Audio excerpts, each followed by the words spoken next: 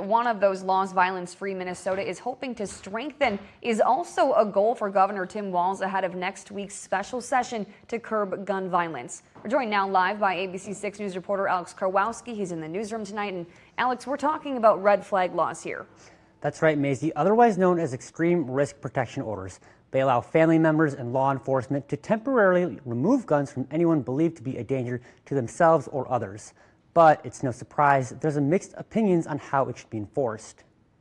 I can't afford to sell something to somebody, you know, if you make $50 isn't worth the profit to have them come in and shut you down and take everything away from you. For Bud Sansom, guns are a way of life.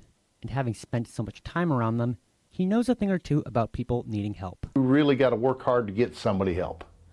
You know, it takes a parent or a loved one to fight. It's that fight for mental health resources that Sansom and other Second Amendment advocates want state leaders to focus on during next week's special session, rather than funneling more money into the state's red flag law. I'm not sure the current system is working very well, and we're hesitant on expanding a system that's not really working as intended. But advocates against gun violence said right now the law isn't being fully enforced due to lack of awareness from the public and law enforcement. As a non-lawyer kind of person, I found it a little challenging.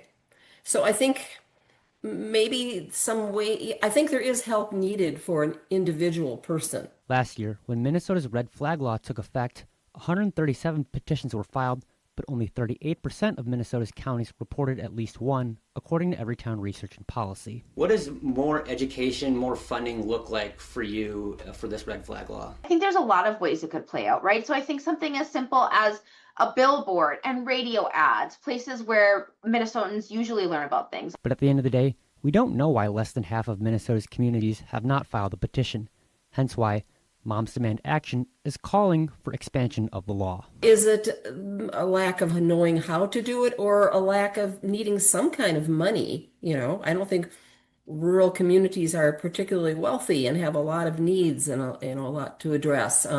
So is it that also? Right now, the date of that special session is not necessarily set in stone. Walz has proposed to Monday, but Republicans could negotiate for a different day.